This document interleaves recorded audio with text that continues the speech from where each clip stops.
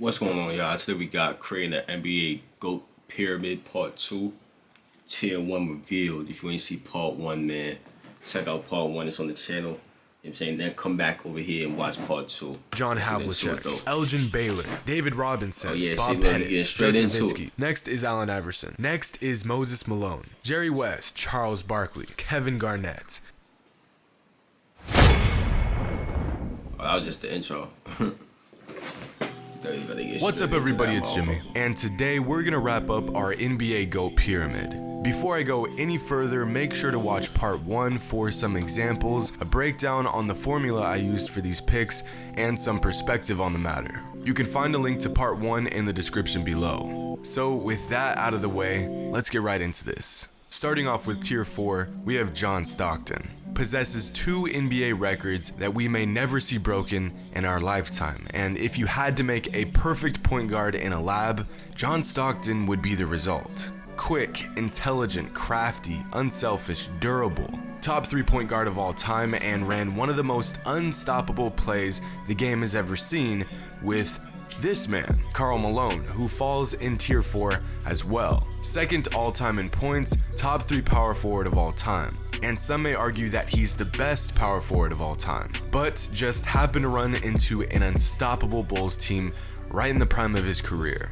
Oscar Robertson, the man who accomplished the impossible 57 years ago when he averaged a triple-double for an entire season. What most people forget to mention is that for 5 straight seasons, Robertson was less than 1 rebound or 1 assist shy of averaging a triple-double again. This wasn't just a fluke occurrence. The man was unstoppable. He also averaged over 30 points a game 6 times in his career, a number only bested by Jordan and Chamberlain. Next is Kevin Durant. So 3 years ago, Durant wouldn't even be on this pyramid, but after 2 titles, 2 finals MVPs, and proving time and time again that he is virtually unstoppable when he is in the zone, he's earned this spot. Durant is another player that if we were creating a list strictly off of basketball skill and talent, would possibly be top 10 all time.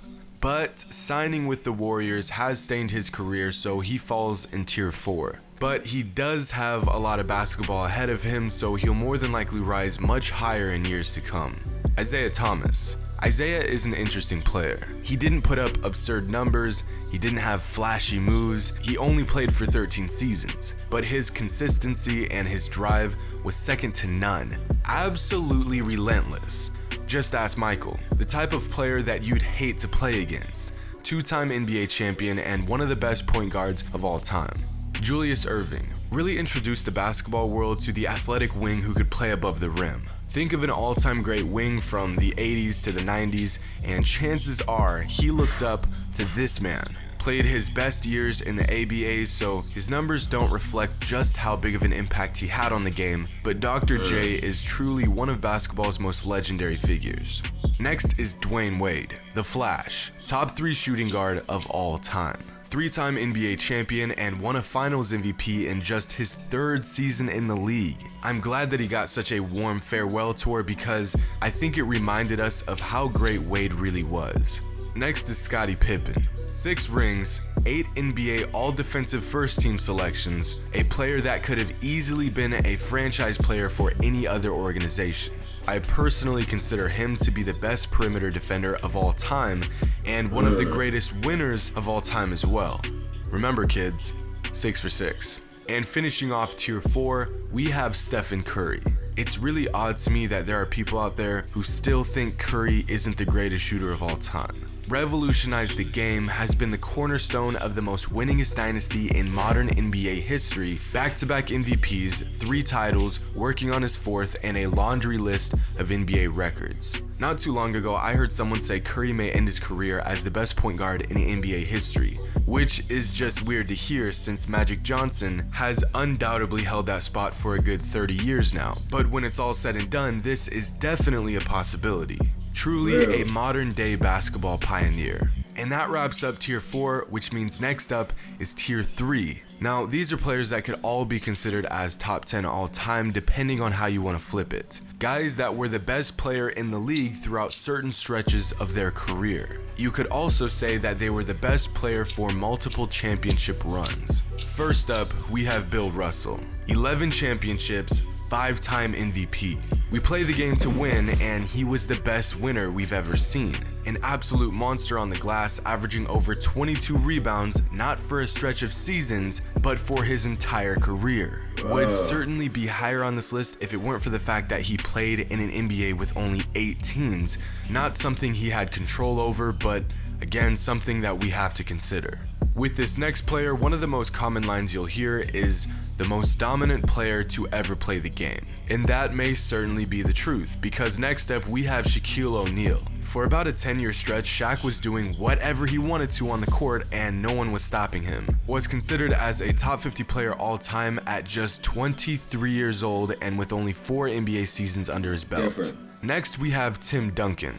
Now, let me begin by saying the disrespect for Tim Duncan must be stopped. Nah, yeah, I don't see Tim Duncan get a lot of love. Yeah, I ain't gonna lie, I really don't be seeing too much love. This man won 5 titles in 3 different decades for the same team and was arguably the best player for each and every one of those titles. Never once wavered, never once demanded a trade, never complained. Just put in the work and let his game speak for itself. I think he doesn't get as much recognition as he deserves because his numbers never really jumped out at you, and of course he's Mr. Fundamental. For most casual fans, he wasn't that fun to watch, but for years, Timmy sacrificed his own numbers for team success and clearly it paid off. I consider him to be the greatest power forward of all time, and because of this, he has earned a spot in tier 3. Next is Hakeem Olajuwon. Had the most complete season in NBA history in 1994 when he won League MVP, Defensive Player of the Year, won a championship, and won Finals MVP, all in the same season. Unstoppable on offense and the best defensive player on the court all in one player. Hakeem played in the era of the big man. He faced most of the toughest, skilled big men in league history and dominated every single one of them. When a big man today wants to take their game to the next level, they go to Hakeem.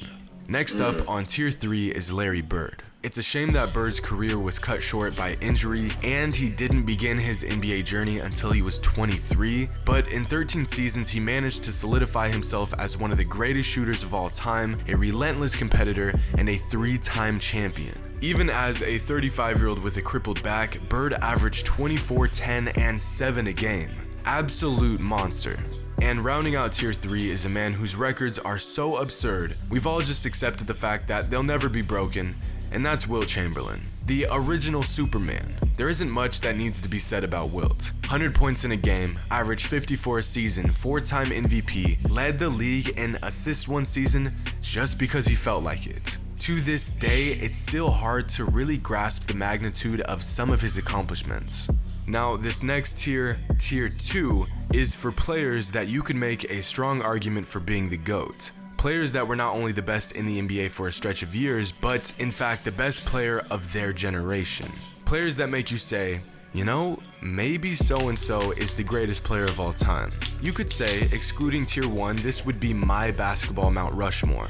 So first up, we have Kareem Abdul-Jabbar. Going back to what I previously said, you could 100% make an argument that Kareem is the GOAT. 6 MVPs, 6 titles, 11 All-NBA defensive team selections, and the most points scored in NBA history. On paper, I think Kareem probably has the best resume of any player ever. So I guess what separates him from definitively being the GOAT is the eye test. He didn't really display the outright dominance that a few other all-time greats possessed. Yeah, he could get his points and get his numbers whenever he needed them, but some other players had that "give me the damn ball and get the hell out of my way" quality about them that I just didn't see in Kareem. Of course, I'm just being picky here. There are only a few players to ever play the game that you could put ahead of Kareem, so to say that he was a force is an understatement. But if I had to pinpoint why he isn't in tier 1, especially with his unbelievable resume,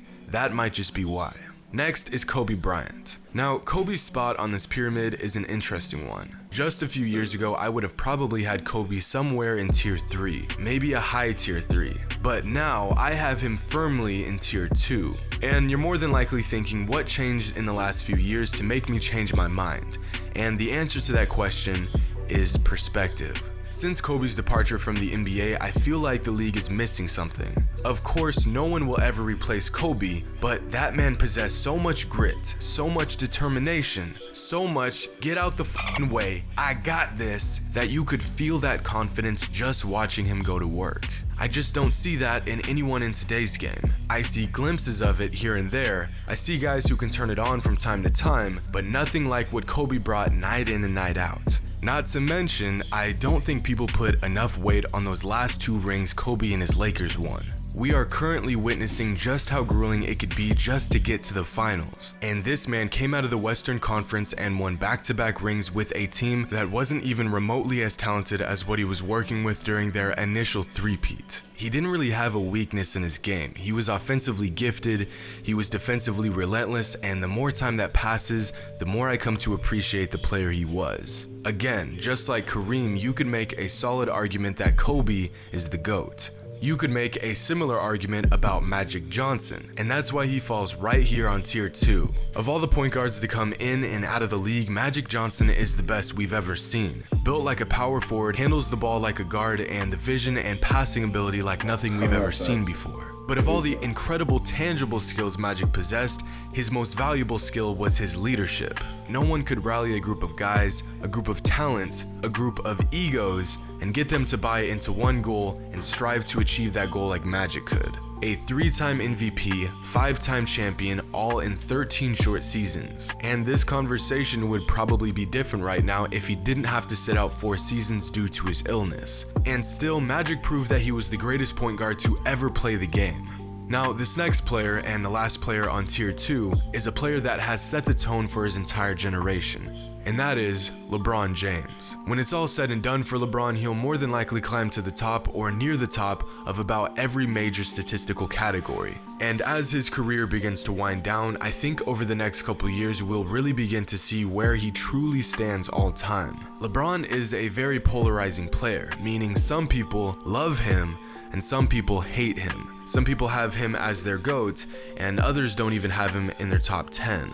Personally, I have him right here, about as close as you can get to tier 1. Obviously, his shortcomings in the finals is what most people will keep coming back to, and rightfully so. Now, the reasons for these shortcomings aren't just as simple as he lost. But with that being said, if you want to be the greatest of all time, you will be held to unbelievably high standards. And at this very moment, I see LeBron as a tier 2 player. Exceptionally gifted, transcended his era. And I will say, one thing I really admired while I sat and looked over the credentials for this video was LeBron's consistency. Excluding his rookie season, if you take any of his 15 NBA seasons and mix them up, you would not be able to tell which one is which. 15 years of razor sharp consistency. But when it comes to the greatest of all time, every player falls short of one man. And that, of course, is Michael Jordan. Basketball is a sport with a lot of different rules, a lot of different factors that come into play, and an infinite amount of opinions to filter through. And still, through all of this, most basketball fans unanimously agree that Michael Jordan is the greatest player of all time. I like to think about it like this. Imagine you come into contact with someone who has never watched or played basketball in their entire life. Now imagine you play some classic Chicago Bulls footage, circa late 80s, early 90s. If you asked that person who they thought the best player on the court was, they would without a doubt immediately point to MJ. Not because he scores the most, not because of the efficiency or any of that. Even with no context, with no predetermined notion of the game itself, Michael Jordan was so much better than everyone else around him that he just looked different. He moved different. He played different. People who didn't even watch basketball oohed and awed when they got the chance to see him in action. Some players transcend their peers, some players transcend their generation, but Mike transcended the sport altogether. 6 for 6 in the finals, 6 finals MVPs, 10 scoring titles, 5-time MVP, 9 All-NBA defensive team selections, and a Defensive Player of the Year award. But that stuff is obviously amazing. Forget all the accolades, forget the trophies, forget the awards, and just watch the man play, and that's just about all the evidence you need. It's funny because far too often the legend of some players proceeds and inflates the actual greatness of those players. We let our bias cloud our judgment, and we remember events the way we choose to remember them, oftentimes leading us to believe our favorite players were possibly greater than they actually were. But with Jordan, he is every bit as incredible as people say. Nearly 35 years after his rookie season, and there's still nothing quite like MJ. So there it is, my basketball GOAT pyramid. I spent quite a bit of time breaking this down and really looked into each and every factor that made up my formula. And before we wrap this up, I want to talk about some of these factors and go into detail about some of the small things I noticed throughout this process. As I briefly touched on in part 1, the pyramid we looked at the beginning of that video had LeBron and Michael Jordan both on tier 1. And although I'm open to consider this decision, I don't really see any player on Jordan's level. I noticed that all the players on tier 2 were all Lakers at some point in their career. I also noticed that 6 of my top 11 players are big men, which is interesting. Another factor I want to make note of is the fact that after about the first 30 or so greatest players, things get a bit messy. At the top of the pyramid, greatness and accomplishments are a bit more clear-cut, but as you start to work your way down the pyramid, that line becomes a little cloudy. For example, guys that could have easily been in tier 5 include Steve Nash, Pete Maravich, George Gervin, Patrick Ewing, Rick Barry, and countless other players. But at some point, I just have to make a cutoff, and this is it. So here's an interesting detail. 4 players on my pyramid were drafted in the 50s, 4 were drafted in the 60s, 3 in the 70s, 9 in the 80s, 6 in the 90s, and 4 in the 2000s. And considering players usually peak in the decade following the one they were drafted in, I think you could accurately say that according to my pyramid, 90s basketball was the most talented or greatest era. This concept is one that has been widely accepted by quite a large percentage of NBA fans, and this pyramid certainly backs up that claim. Of course, this is just my pyramid and by no means is universally correct or even accurate, but it's worth noting nonetheless. You could consider this my top 30 all-time list. Some younger fans may look at my pyramid and note that there isn't enough representation from the 2010s. I saw a few guys mention Kawhi, Chris Paul, Harden, Westbrook, but keep things into perspective. There are only 5 players on my pyramid who don't have a ring. Unless you have absurd career numbers, have longevity on your side, or impacted the game in ways that don't show up in your numbers, it's basically impossible to get on this list without a ring. I think you can make an argument for any of these current NBA players. Again, it's a toss-up at that tier 5. And as I previously stated, if there are players that you feel deserve to be higher on this pyramid, consider that you must first demote a player before you promote one. For example, looking at the comments from yesterday's part 1, it was insightful and awesome to see where you guys agreed, disagreed, what changes you would make. It was good stuff. But one thing I really want to touch on is Dirk. It seems like the majority consensus is that Dirk should have been in tier 3 or at least tier 4. If I had a nickel for every time I read that comment yesterday, I wouldn't have to put ads in my videos anymore. So clearly this is a generally accepted idea, but let's think about this. There are only 2 power forwards ahead of Dirk and 1 on his level, meaning I have Dirk as the 3rd or 4th best power forward of all time and a top 25 player of all time. I feel like that's pretty accurate. I have Kevin Garnett in tier 5 as well, and that seemed to be accepted by everyone. But KG played in the same era, has a championship like Dirk, has an MVP like Dirk, played the same amount of seasons but has more rebounds, more assists, 12 more All-NBA defensive team selections to Dirk's 0, a defensive player of the year, more All-Star appearances, and 4 rebounding titles. Dirk does have a finals MVP, something that KG doesn't have, and he has more points. KG was just as good as Dirk and had just as good of a career, but no one is saying KG should be higher while a lot of people are saying Dirk should be higher. Maybe it's because Dirk just retired and that recency bias is showing. Maybe because Dirk's heroics in 2011 put him over the top. Whatever it is, I do not agree, but I understand. If you think he belongs in tier 4, I'll give you that. Another point I want to make is that I think some viewers might have jumped to conclusions a bit too soon. Seeing Shaq and Tim Duncan in tier 3 looks absurd until you see that tier 1 and tier 2 only have a combined 5 players in them. Just some small things from yesterday that I wanted to point out. On a website called Boxton, there's a fairly extensive discussion on the pyramid. Yeah, that's the end of this one, y'all. We gonna end it right here. Bro, just talking at this point. But if y'all enjoyed this one, man, make sure y'all like the video, comment, subscribe. Tell me which one to react to next. Click on the last reaction right there. And I'm out of here, man.